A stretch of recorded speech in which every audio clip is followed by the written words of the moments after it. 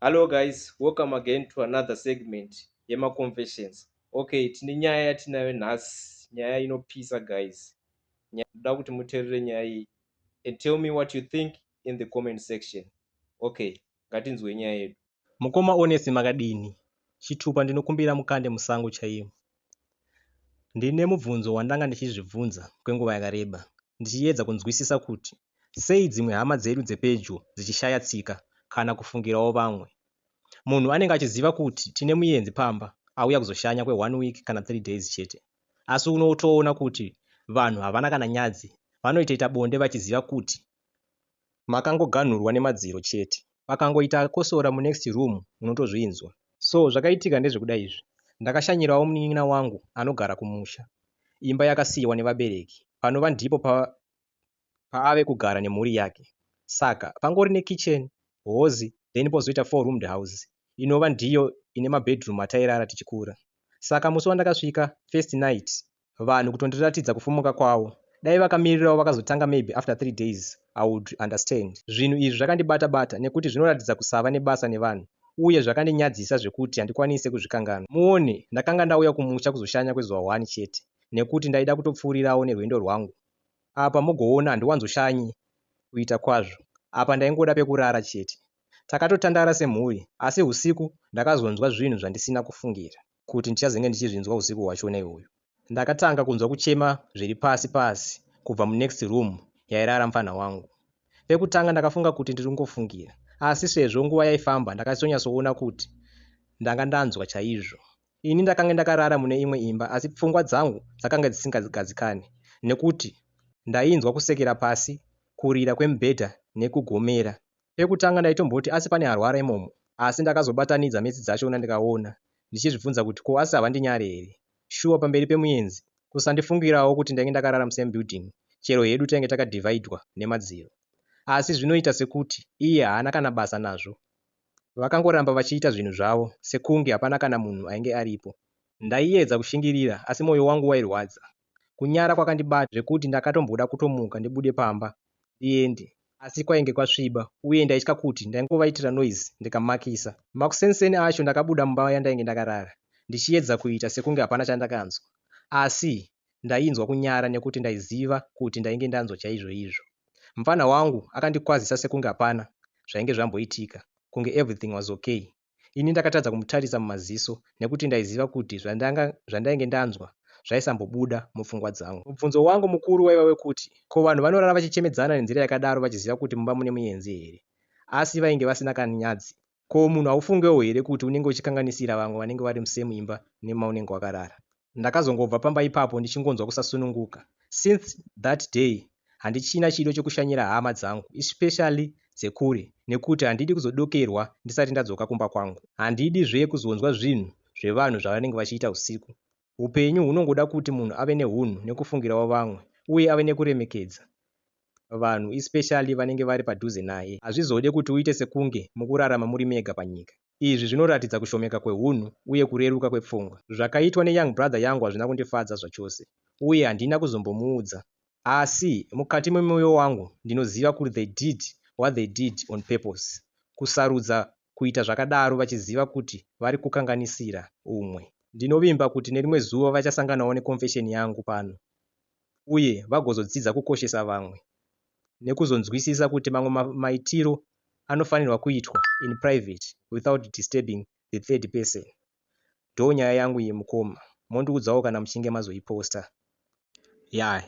Haneniwo just hope kuti munin'ina wenyu achazongosangana nepost inoyi nerimwe ramazuva. Because zvinovhiringidza, zvinokanganisa, because like imimi kumukadzi wemunin'ina wenyu munenge matova tezvara, anenge achitokudedzai satezvara. So zvinenge zvakuita sekunge muroora akafumuka, haakuremekedzei. Pamwe kuda yaitova nzira yekuda kutokudzingai pamba, you never know.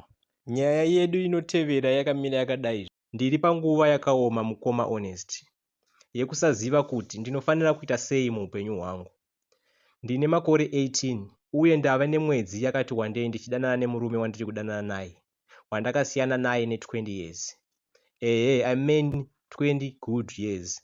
Murume uyu akafirwa nemukadzi wake patodarika gore izvezvi, uye ane vana vake 2, mukomana ane 7 years nemusikana ane 4 years. Kunyangwe hazvo murume uyu asiri mupfumi, asi anokwanisa kundichengeta uye haana kumbobvira andibata rafu kana kundibhata-bhata achindifadza nenhema. Anondida uye anondiratidza rudo rwandaisatombofungira kuti anarwo. Ndakamboonana nevana vake uye ndakaona kuti vana vakanaka chaizvo, vanonzwisisa uye vakanditambira nemwoyo wese. Vakandiona sekunge amai vavo chaivo uye zvakaita kuti ndinzwe kufara zvese nekutyawo. Chandinotya zvakanyanya ndechekuti handisati ndambove amai uye handizive kuti ndinobata sei vana. Plus apa kuonana kwedu zvaive zve1 day chete, saka vangazorambe vachindiona saamai here kana kuti vanogona kuzochinja kumberi uku. Ndingakwanise here kuva stepmother yakanaka, kunyanya kuva nevana vandoziva kuti ava ndimama asi havasirivo mai vedu chaivo? Vana ava vangakwanise kundigamuchira here sezvo ndiri mudiki kudai? Chimwe chinhu chandinofungawo ndechekuti makore edu akasiyana zvakanyanya nababa vavo because he is 38. Pane dzimwe nguva ndinombofunga kuti is going to see me semwana mudiki, munhu asati amachuwa, kunyangwe zvavo vachindida. Ko makore akasiyana kudai hazvizotipe matambudziko here mune ramangwana? Zvichaita here kuti tigare tose tichifara, kana kuti ndichazosvika pakuona kuti ndakakanganisa upenyu hwangu ndiri ndega? Ndichitarisa mamiriro eupenyu hwangu, kumba kwedu hatina mari, tiri kurarama muurombo hunotadzisa kuti ndive neupenyu hwandinoshuvira.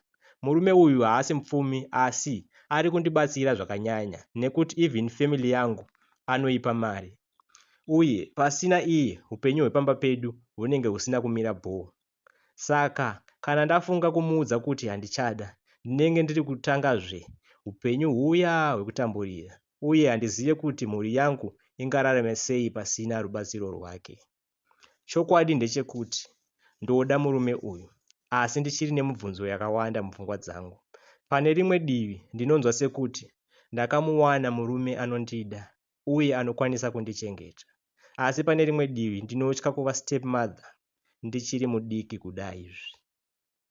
Kupinda muwanano nemurume ane makore 38 uye kutya kuti pane zvandisingakwanise kumuitira kana kuzoitira kuvana vake. Chandisingazive ndechekuti ndinofanira kuita sei pamusoro penyaya yangu. Ndingarambe ndichimuda here, ndoedza kuva amai vakanaka kuvana vake, kana kuti ndosiyana naye nditange upenyu hwangu patsva? Ko kana ndiri kukanganisa mukana wangu wetrue love, what if I stay ndozoona kuti hapana future asi ndatopinda kudhara ndanyura? Now I'm only living a life of unanswered questions. Ndikamusiya ndinotya kurarama mupoverty, ene ndikada kuenderera ndinenge ndave kutofanira kuva mudzimai akanaka uye amai vakanaka kuvana vake. Chii chandingaite kuti ndisazopedzisira ndademba zveupenyu hwese? Ndichateverera mucomment section. That is the confession from our sister. Yeah. Ko iye murume akakura kudaro manga mazinge mamuwana kupi? I don't know. Age gap yachona haisi yanyanya, but vamwe vanotaura kuti hanzi age is just a number. Chakakosha rudo. But handina kumbonzwa muchimenshina kuti like vamwe vakamboitawo mukomana wezera renyu kana kuti muri murudo nemukomana paside. But kana zviri izvo zvinokuitirai, all I can say is just take your time. But ngatinzwe vamwe zvavanofunga. Tendai nekuteerera, muve nezuva rakanaka.